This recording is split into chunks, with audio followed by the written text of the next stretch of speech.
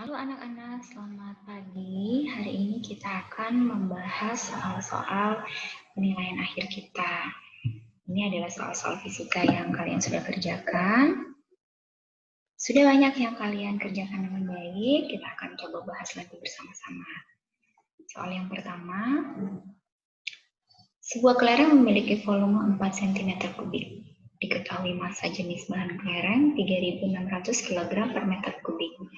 Itu massa kelereng tersebut. Oke, bagian soal yang kita kerjakan, kita harus tahu apa yang sudah diberikan oleh soal. Kemudian apa yang akan dicari sehingga kita lebih mudah untuk membuat solusinya. Nah, jadi kita sudah punya volume karena dalam sentimeter kubik, maka kita harus mengubahnya menjadi satuan meter kubik. Massa jenisnya sudah dalam kilogram per meter kubik. Ketika satuan itu tidak sama, maka kita harus membuat satuannya menjadi sama agar bisa dikerjakan. Yang ditanya adalah besar massanya. Solusinya, untuk mencari massa, maka massa jenis dikalikan dengan volume. Semua nilai massa jenis dan volume kita masukkan, sehingga kita peroleh nilainya dari 3.600 dikali 4 kali 10 pangkat minus 6, kita peroleh jadi 144 kali 10 pangkat minus 4. Kenapa di sini menjadi pangkat minus 4? Karena 10 pangkat minus 6 bisa kita selesaikan dengan 3.600. Di sini ada 2 nolnya. Jadi seperti punya utang 6, kita bayar 2. Jadi utang kita tinggal 4. Nah, satuan yang sama, meter kubik dan meter kubik, ini kita bisa selesaikan. Meter kubik per meter kubik tinggal 1, maka satuan akhirnya adalah kilogram. Maka ketika bilangan berpangkat ini kita bisa rubah menjadi desimal, hasilnya adalah 0,0144 kg. Atau kalau kita buat jadi gram, 14,4 gram. Sampai sini cukup jelas ya. Kita akan masuk ke soal yang kedua. Ini materi tentang gerak dan materi gaya. Jos mendorong sebuah meja bermassa 30 kg dengan gaya F, sehingga meja bergerak dengan percepatan 4 meter per second kuadrat. Jika beberapa buku diletakkan di atas meja, sehingga massa meja bertambah menjadi 40 kg dan meja didorong dengan gaya yang sama. Hitung besar kecepatan meja sekarang. Nah, jadi dengan meja yang sama, ketika diletakkan beberapa buku, maka massa total meja dan buku berubah menjadi 40 kg. Apakah kecepatan meja akan berkurang atau bertambah sehingga mempengaruhi percepatannya? Kita lihat. Oke, kita sudah punya massa yang pertama, meja tanpa buku. Kemudian besar gayanya bernilai F. Kemudian percepatan awalnya 4 meter per second kuadrat. Kemudian ketika ditambah buku, massa totalnya menjadi 40 kg, namun besar gaya yang diberikan tetap sama. Maka, berapa besar percepatan meja sekarang? Nah, untuk menyelesaikannya, kita menggunakan persamaan hukum Newton. F sama dengan M kali A. Yang pertama, kita perlu mencari besar gayanya. Massa meja kita sudah punya 30 kg dengan percepatan 4 meter per second kuadrat.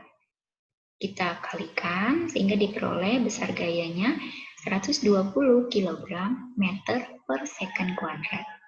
Kilogram meter per second kuadrat itu sama dengan satuan Newton. Sehingga kita bisa mencari besar percepatan meja sekarang. Besar A2 itu sama dengan besar F dibagi dengan M kedua. M kedua ini adalah massa total meja dan buku.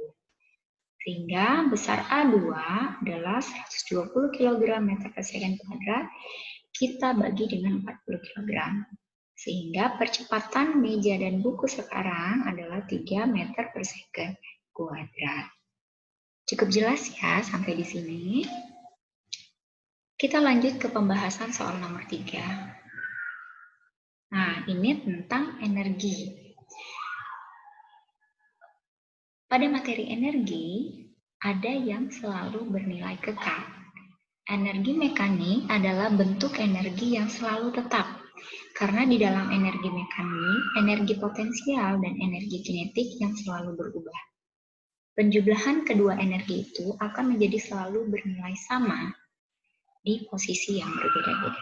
Contoh, sebuah bola bermasa 400 gram dijatuhkan dari ketinggian 15 meter dari permukaan tanah. Pada saat ketinggian 5 meter dari permukaan tanah, hitung energi kinetik bola tersebut. Percepatan gravitasi di sini adalah 10 meter per second kuadrat. Kita lihat pembahasannya. Saya lebih mudah jika menggunakan gambar. Jadi mula-mula sebuah benda itu pada ketinggian 15 meter, kita sebut benda di titik A. Massa bendanya dalam gram. Karena percepatannya dalam meter per second kuadrat, maka massa dalam gram kita ubah menjadi kilogram. Kemudian, benda yang semula di ketinggian 15 meter itu jatuh ke tanah. Pada posisi 5 meter di atas permukaan tanah, disebut saja di titik B. Yang di permukaan tanah itu di titik C. Maka pertanyaannya adalah berapa besar energi kinetik di titik B yang di sini. Ketiga posisi ini memiliki besar energi mekanik yang sama. Energi potensial dan energi kinetiknya yang berubah. Maka solusi yang bisa kita dapatkan, nah, energi mekanik di titik A dan di titik B itu besarnya sama. Energi mekanik di A adalah energi kinetik di A ditambah energi potensial di A. Energi mekanik di B itu adalah energi kinetik di B ditambah energi potensial di B. Maka kita bisa mengerjakan pada titik A, ketika benda belum jatuh, maka besar energi kinetiknya adalah 0. Kenapa? Karena dalam keadaan diam tidak ada kecepatan benda. Sehingga energi kinetik benda yang bergantung pada kecepatan atau gerak benda itu bernilai 0.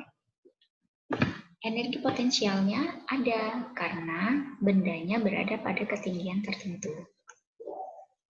Kita masukkan nilainya masing-masing, masanya yang sudah dalam kilogram, dikali percepatan gravitasi, dikali dengan ketinggian.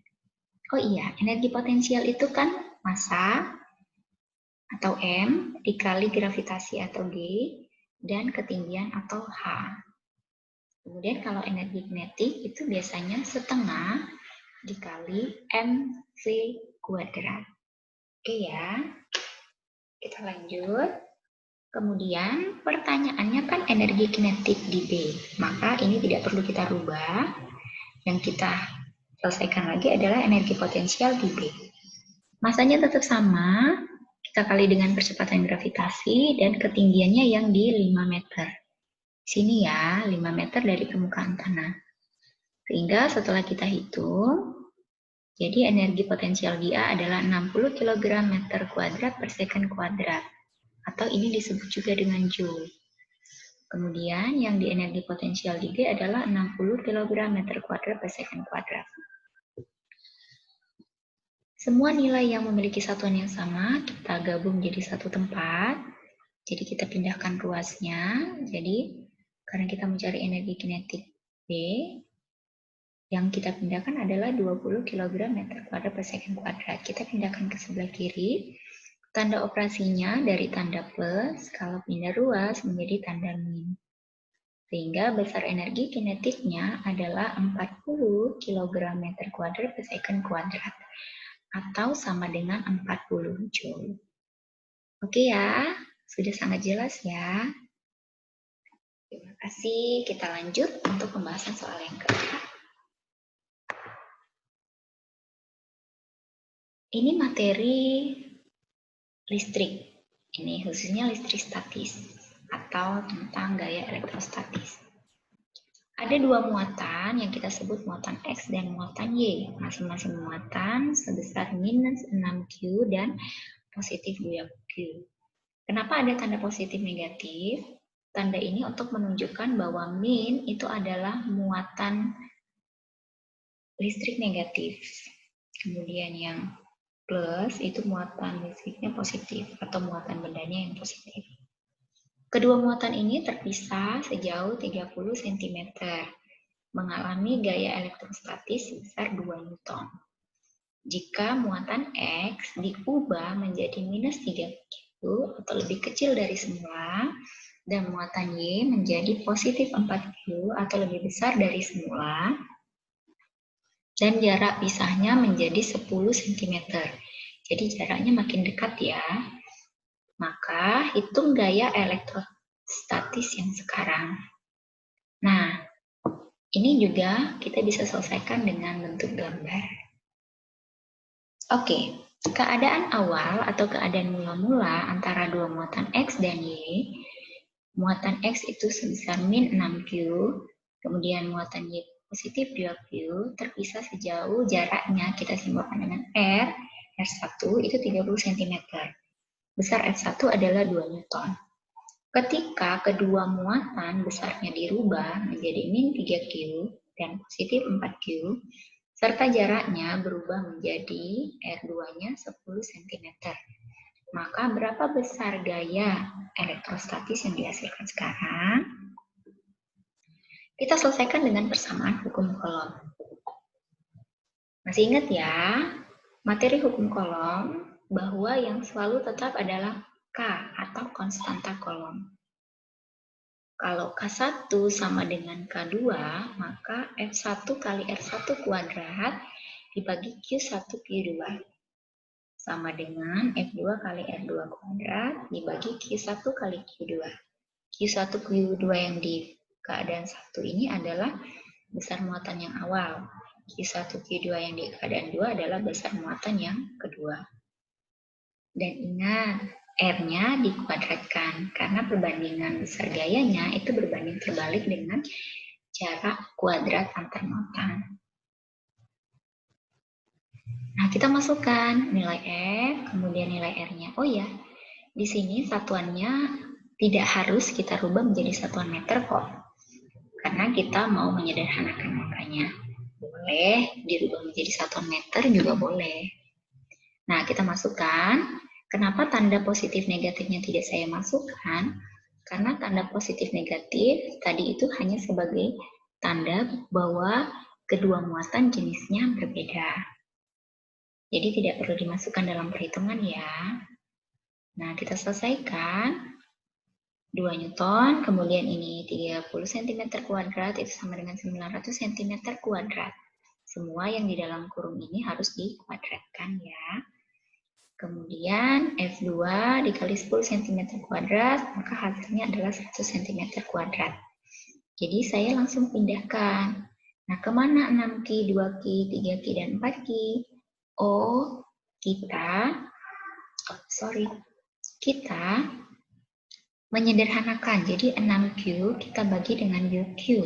Ini tinggal 1, kemudian yang ini tinggal 2. Nah, kemudian 2Q dengan 4Q.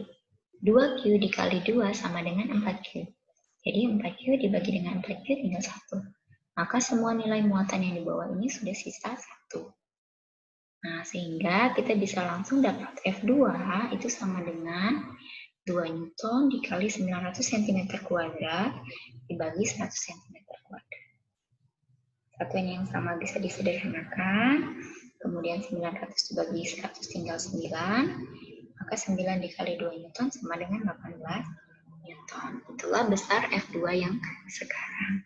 Oh, ternyata nilai F-nya jauh lebih besar ya teman-teman. Karena ketika jarak antar muatan semakin dekat, besar gayanya pun akan menjadi semakin besar.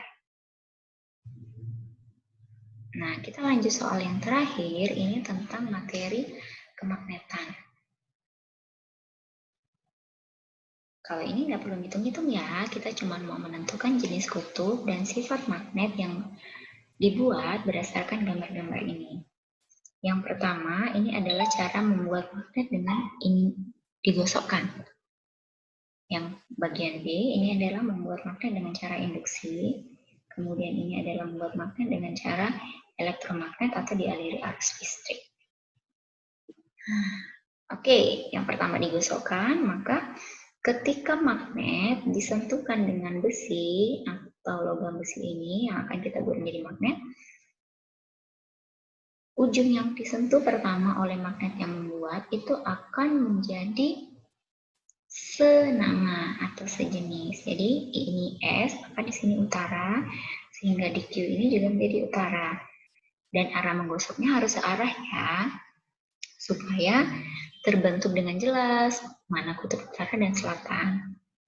Karena kalau bolak-balik, bingung kan magnet elementer yang ada di dalam logamnya, mau menentukan gimana kutubnya. Nah, karena dia besi, maka sifat magnet yang terbentuk setelah besi ini menjadi magnet adalah sementara. Oke, kita lihat yang kedua. Dengan cara induksi. Kalau induksi, itu seperti kita dekatkan dua magnet. Nah, jadi ketika magnetnya tidak senama, maka dia akan tarik-menarik. Nah, begitu juga dengan pembuatan dengan cara induksi. Ketika magnet ini didekatkan dengan baja, PQ, maka yang di sebelah sini adalah utara, kita dekatkan dengan Q, maka yang Q ini akan menjadi kutub yang berlawanan, atau menjadi kutub selatan, sedangkan yang P menjadi kutub utara. Karena logam ini adalah baja, setelah baja terbentuk menjadi magnet, maka sifatnya adalah tetap. Ya, tetap ketutupan. Yang terakhir, dengan cara elektromagnet, kurang G, elektromagnet. Elektromagnet atau dialiri dengan arus listrik yang searah. Karena kalau bolak-balik sama kayak yang ini tadi, dia bingung nanti kutubnya mau ada di mana. Nah, dengan dialiri arus listrik yang searah, ini kita menggunakan kaidah tangan kanan ya. Kaidah tangan kanan itu, kita lihat ini garis yang pendek adalah kutub negatif, garis yang panjang adalah kutub positif. Arah arusnya ke kanan, kemudian dia kabelnya atau kawat penghubungnya itu dililitkannya dari bagian belakang bajanya. Jadi seperti kalian memegang pena, penanya di telapak tangan, terus jari-jarinya itu menghadap ke kalian. Nah, itu artinya dia dililitkan dari belakang. Sehingga untuk menentukan kutub utara itu menggunakan ibu jari. Kemana arah ibu jarinya? Oh, ternyata ibu jarinya arahnya ke Q. Sehingga Q itu menjadi kutub utara. Dan P menjadi kutub selatan. Arus masuk lewat belakang, dililitkan, terus dia keluar lewat depan. Sehingga terbentuklah logam baja ini menjadi magnet. Nah, sama. Karena logamnya adalah baja, maka sifat magnetnya akan menjadi sifat tetap. Oke, demikian penjelasan dari saya. Terima kasih. Semoga apa yang saya jelaskan ini bisa dipahami dengan baik dan cukup jelas ya. Sampai ketemu lagi. Terima kasih.